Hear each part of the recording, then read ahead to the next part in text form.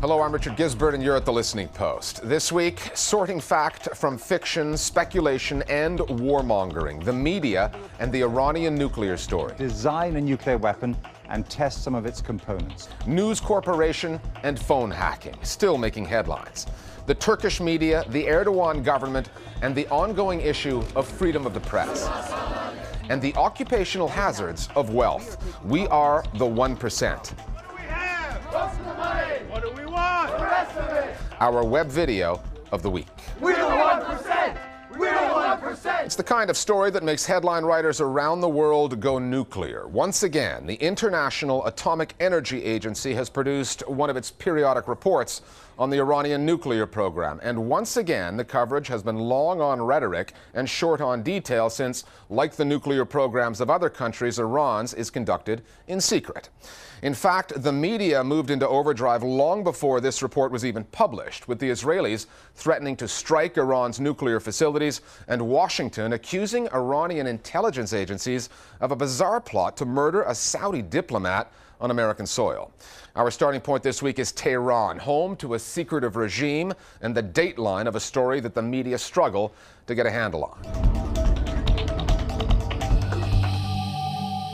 The International Atomic Energy Agency has said that Iran has been working towards building a nuclear bomb. The media always seems to absorb and embrace the new crisis as if it is something that was there in the start. Iran worked on detailed computer modeling of nuclear weapons. As researcher, as reporter, as journalist, as writer, it's really difficult to know where the truth is. There's nothing new about this hype about the Iranian nuclear program. Take a close look at these three news reports. The United Nations Nuclear Watchdog Group uncovering troubling new details about Iran's nuclear program. A nuclear bomb. UN atomic inspectors say Iran now has enough enriched uranium to make one. 10 new nuclear plants like this one represents a massive increase in Iran's ability to produce enriched uranium. Dramatic nuclear news on Iran. Only all three reports were filed 2 years ago, in November of 2009. Come November 2011, the news does not sound markedly different. Iran has mastered the critical steps necessary to design and construct a nuclear weapon. Although some think the story has moved along. The IAEA decided to publish a whole lot of accumulated evidence that it had over the broad issue of weaponization. This had been in their books for a long time, but it had just reached critical mass, and so they have published more about what they believe to be the case about the Iranian weaponization program than ever before, hence the media interest. That view is not unanimously held. Nothing particularly has changed in Iran. Everybody knew that they were working on their nuclear capacity and that this nuclear capacity was not merely for electricity. But this is a convenient time. It's a convenient time for Obama to distract from his problems inside the US and from the economy. It's a very convenient time for Netanyahu to distract from Abu Mazen's venture for a UN vote over a Palestinian state. I always find it fascinating the way that a crisis kicks in out of nothing. This hype has been ongoing for decades. The Iranian nuclear program began in 1957, and the hype and concerns about it began around 1984. And since then, we have been on a rolling deadline. And in 1995, Prime Minister Benjamin Netanyahu estimated that Iran will have the nuclear weapons know-how in 3 to 5 years. And now you can fast forward to 2011, and we're still speculating about when Iran will potentially have nuclear weapons. Iranians plotted Iran was headline news a month before the IAEA report was published. An alleged threat to bomb and kill and assassinate a diplomat who was being hosted here in the United States. The U.S. accused Tehran of plotting to assassinate the Saudi ambassador to Washington. What is perhaps most important here is the direct link that could exist to the Iranian government, to the very highest levels. The alleged hit squad included a failed used car salesman from Texas and a Mexican drug gang. The Iranian government demanded an apology for an allegation that even some of Iran's enemies dismissed as implausible. But the story got plenty of airtime and column inches. The coverage of that story by the international media was really totally unconvincing. I think it was a terrible misjudgment on the part of American establishment to assume us as fools to come out with evidence like that or to publish it on the State Department's website. You know, you read it and it just doesn't sound right. It's almost as bad as what the Iranian regime does sometimes. Regardless of whether you saw the alleged plot as part of the run-up to the IAEA report on Iran, once that nuclear report came out, it was hard to escape the conclusion that when the media deal with the nuclear issue, not all countries are treated alike. For example, in 2004, as the hype about Iran's nuclear program intensified, we realized that South Korea had undeclared nuclear material, but the media tend to completely overlook South Korea's breach of the Non-Proliferation Treaty. So there's a lot of double standards about how the Iranian case is treated in the media. Israel having a well-known nuclear arsenal, but not being a signatory to the NPT. Iran not having a nuclear arsenal, and yet is under all this pressure. So that's the most frequent double standard argument. And there is something to it. And if the media and press have a bias, it's towards the new. Things that are new and new developments always get much more attention than things that have been part of the international landscape for some time. In a country like Israel, where the consensus seems to be amongst most journalists and most citizens that the fact that Israel does have nuclear weapons is a right that the state has, and that it's a positive thing and a good thing. Suddenly this whole outrage about how dare Iran have a nuclear reactor, and now that it has been proven that it does have a nuclear reactor that is aiming to create bombs, this is time to attack. This was almost a truism in Israeli news coverage. The Iranian government and the mostly state-controlled media through which it speaks often accuse the international media of being arrayed against them. However, Iran has a propaganda problem of its own making. It's not very good at it. And for all its media outlets, the government cannot win over domestic audiences on the nuclear issue, let alone international ones. I don't think this is entirely the fault of the West. I think it's a terrible cliche, but it takes two to tango. I think when Iran covers things up, not very many people trust what they say. Iranians don't really believe that it is just a civilian program, and Iranians are just as worried, except that they feel that the way the West is attacking Iran is not fair either, because they look and see that America and Israel are both nuclear powers, as are other European countries. And so they question, why shouldn't Iran be a nuclear power? That's the big question. The one that for all their coverage of Iran and the nuclear issue, the international media tend not to ask. Our Global Village Voices now on the media and the Iran nuclear story. Generally, Israeli media coverage on military issues tends to be very militaristic, and the coverage of Iran's nuclear program is largely based on the idea that a nuclear Iran is an existential threat to Israel. However, in the past few days, the coverage contains more critical points of view ones that challenge the government's attempted push for a strike on Iran. The misinformation being put forth through the United States mainstream propaganda machine should in no way be misconstrued as reflecting the intent of we the people. The mainstream propagandists for the United States portray the people of Iran as literally inhuman in suggesting that they would destroy themselves in order to destroy Israel. The urgency for action being proliferated through the reporting has nothing to do with security and safety, and everything to do with Middle Eastern resources.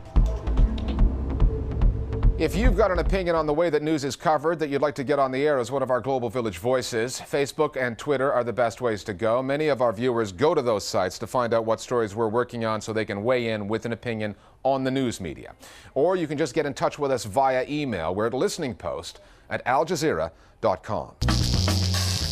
Time now for Listening Post News Bites. All in all, it's just another brick in the Great Firewall of China. 39 of China's biggest IT firms have reportedly agreed to a government request to increase the regulation of their services to stop the spread of rumors and so-called harmful information online.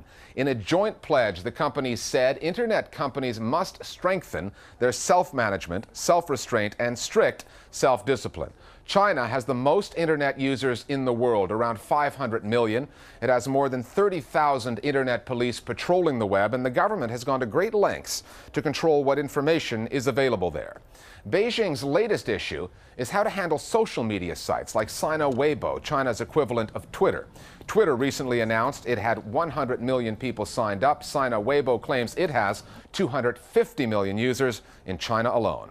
The fallout from the phone hacking scandal at Rupert Murdoch's News Corporation continues to make headlines. The UK's Guardian newspaper, which has led the way in investigating this story, is reporting that Rebecca Brooks has been paid out $2.7 million by her former employers. Brooks oversaw News International, News Corp's UK newspaper division, and before that, she edited the News of the World, the Sunday tabloid at the heart of the phone hacking scandal. Lawyers representing some of the hacking victims are now accusing News of the World of hiring private investigators to dig up some dirt on them.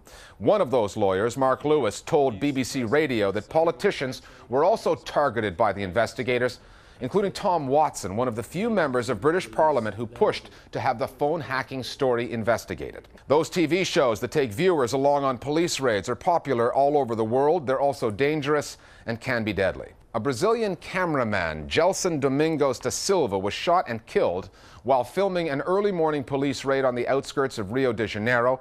Mr. da Silva, who worked for Bandeirantes TV, was reportedly hit in the chest when a firefight broke out between the police and the suspected drug traffickers. He was declared dead on arrival at the hospital. His network called him an experienced crime photographer who was embedded with the police. However, that version of the story was disputed by the authorities, who said that the media had not been invited on the raid, just informed about it. There was also confusion as to whether Mr. da Silva had adequate protection and whether the bulletproof vest he was wearing was strong enough to withstand the kind of firepower commonly found in urban warfare in Brazil. Charlie Hebdo, the French satirical magazine, is fighting firebombs with humor. Back on November 2nd, the magazine's Paris offices were attacked with a firebomb. Its website was hacked and its staff was threatened, all in retaliation to an edition that named the Prophet Muhammad as its guest editor. Readers were threatened in that edition with 100 lashes if they didn't die of laughter. Not to be intimidated, the team then moved to the offices of France's left-leaning daily paper, Libération, and then produced its next front cover, a picture of a Muslim who the magazine said was not meant to depict the Prophet Muhammad kissing another man. The caption read, "Love is stronger than hate." Turkey's recent military offensive that started in the southeastern part of the country and followed an attack by Kurdish separatists on Turkish forces has put that conflict back in the news.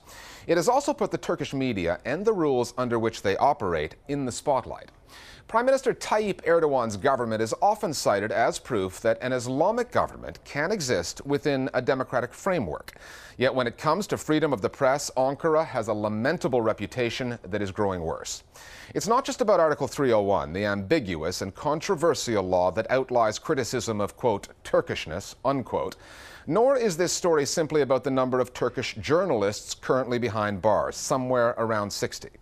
The Listening Post's Flo Phillips now on a dispute over terminology that recently landed Reuters in trouble in a country where the media are feeling the political heat. For a major attack on Turkish troops by Kurdish rebels. A deadly assault on its army. Hakkari'nin Çukurca ilçesindeki jandarma ve polise ait. October 19th, Kurdish separatists attacked the Turkish army on the border with Iraq, killing 24 soldiers. October 20th, the Turkish government hits back with airstrikes on Kurdish bases. October 21st, Prime Minister Tayyip Erdogan calls for a private, off-the-record meeting with more than 50 of Turkey's top newspaper editors and media managers. The meeting lasts 3 hours. This was a kind of an extraordinary meeting. I think it was the first meeting of its kind with such wide participation from the media. What Erdogan did was he summoned newspaper groups and said, well, look, now is the time to preach a patriotic message. Let's not parade the grief and let's not try and exploit the grief of the victims of these incidents. The Kurdish issue in Turkey is extremely sensitive, and Erdogan's message to the media was to watch the tone of their coverage. A few hours after the meeting, the 5 major news agencies released a joint statement. They pledged not to broadcast news that incites the public to violence, panic, chaos, hate, or enmity. But a journalist on the inside observed that Erdogan was pretty much preaching to the converted. The media in that meeting were more for censorship and limitations and putting limits on expression than the Prime Minister and the representatives of the government themselves. So that was really a meeting which showed me, and I think some of my colleagues there, that the media in Turkey is not necessarily standing up for its right of freedom of expression yet. Not for the first time, the Turkish government has taken a very robust and muscular attitude to different media organizations over the coverage of the violence. The newspaper proprietors are only too delighted to say yes sir, and do everything that the government tells them because they are not independent. Ve 24 şehidimizin isimleri belli oldu. Şehit askerlerimizin isimleri şöyle. Acı haber bu kez Hakkari'den geldi. Teröristlerin One of the big issues in this story is terminology. The government calls the Kurdish fighters terrorists and wants the media to do the same. Generally, media within Turkey complies.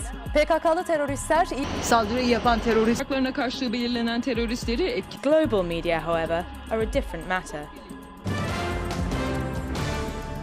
Reuters, the world's largest multimedia news agency, calls the Kurdish fighters rebels, and it's proved controversial. In the first week of fighting, online reports said Turkish financial institutions boycotted Reuters, refusing interviews and financial information, until Reuters started referring to the PKK as a terrorist organization. I think this particular episode of Reuters being protested or, according to the news, boycotted by some institutions in Turkey, it's just a reflection of the general nationalist mood in the country, and also the expectation in the country from the outside world to define the world in Turkey's own terms. We tried contacting Reuters to find out if pressure had come from the Turkish government itself, but all we got back was a bland, generic statement. Reuters is committed to unbiased and impartial reporting, and, in line with our global editorial policies, Reuters does not refer to any organisation or individual as terrorists. Many say that when it comes to the Kurdish issue, and other political issues, the government doesn't have to push the media that hard. I'm not sure that this attempt to punish Reuters is the work of the government. This is very much a sort of nationalist sentiment within the population at large. I don't see, though, any particular Erdogan government involvement, because Turkish media always uses the term terrorists. Sometimes you don't need in Turkey to dictate anything on these national issues. Sometimes actually the media is sometimes more fiercely nationalist than the Erdogan government. Global news organisations like Reuters, and even The Economist, which had a very public falling out with Erdogan during the June elections, are outside Turkey's jurisdiction. But for media outlets inside the country, facing off with the government can come at a high price. When Erdogan first came to power, he had a pretty good relationship with the conglomerate that controls more than 50% of the country's media, Doğan Yayın. But by 2005, the relationship had soured, and by 2009, the media giant was faced with a bill of $2.5 billion in back taxes. Many media watchers said it was punishment for critical coverage. In a series of legal battles, the bill has been slashed to $622 million, but the corporation has started a fire sale of its media assets to raise money. And if media corporations get taken down, what happens to individuals who try to speak out? Turkey has had a poor track record when it comes to the treatment of dissident reporters, and it seems to be getting worse. A study by the OCSE concluded that there are more journalists behind bars in Turkey than in either China or Iran. Earlier this year, investigative journalists Ahmet Sheikh and Nadim Şener were taken into custody on charges of membership in an ultra-nationalist organisation, triggering mass protests across the country. Many are jailed under Article 301, an ambiguous law that bans the media from being critical of something called Turkishness. Thousands of journalists has been convicted so far under this anti-terror law. You cannot put on the table bad practice against Kurds, against Armenians. You have the famous Article 301 condemning those who humiliate Turkish nations. And of course, we still have the law protecting the memory of Mustafa Kemal Atatürk. Turkey is said to be reinventing itself in a rapidly changing region, and the AKP is often cited as an example of a successful Islamic government coexisting alongside democratic principles. But its record on freedom of expression belies that. According to the Reporters Without Borders, Turkey ranked number 98 in the world in terms of media freedom in 2004. Today, Turkey ranks number 138 in the world. So there appears to be a declining standards of media freedoms in Turkey over the last 5 or more years. Something clearly needs to change. Journalists could play a vital role, but only they can decide if they're up for the fight. It's not up to the government to draw that line, and it's not up to, up to us to oblige with that line the government tries to draw. So the media has a very, very important role in helping to democratize the country even further. And I think the media should really stand up for its own freedom. More Global Village Voices now on the state of the media in Turkey. The lack of information about the PKK is kind of staggering. There's very little sociological information on the PKK that's reported in the press. There's incredibly little information about what the military's strategy really is, or even what country they're in. It's a pretty typical expression of outrage without a constructive solution. You're going to have Reuters reporting on this until your own press can report more effectively on it. This recent boycott clearly shows how the censorship culture is deepened and very well established in the Turkish society. And it's also a strong indication of Turkey's perception of objective journalism. Basically, you will either say what I want or I will sanction you. And I think Turkey, with this way, is only trying to hide its realities from both the internal and the international community. Finally, anyone who's been in the news business will tell you that there are always two sides to a story. Now, the U.S. news media have been focusing on the protesters in the Occupy Wall Street movement, who say they represent 99% of Americans. Well, what about the other 1%? The 1% that controls 43% of that country's wealth. That editorial imbalance was spotted by the people at collegehumor.com. They came up with a short film that gives voice to the very wealthy voiceless. It's our web video of the week. We'll see you next time at the Listening Post. When Occupy Wall Street started and we learned that the richest 1% of the U.S. population controls 43% of the nation's wealth, we were shocked. That means that there's 57% of the wealth that we don't have. That is an outrage. We are taking our message to the root of the problem, Main Street. You know why? Because we are the 1%. What do we have? Most of the money. What do we want? The rest of it. And now Obama wants this millionaire's tax. When I heard that, I dropped everything and I had my driver take me to my helipad. I mean, do they really think we can afford an infinitely smaller amount of money? I mean, one of me is worth 262 of her. Sad. If we have to pay more, countless businesses will fail. Speedboat upholstery done. Condos in Dubai empty. I am sick of these poor people mooching off my success. Just a minute ago, one of them asked if they could use this sign as their roof.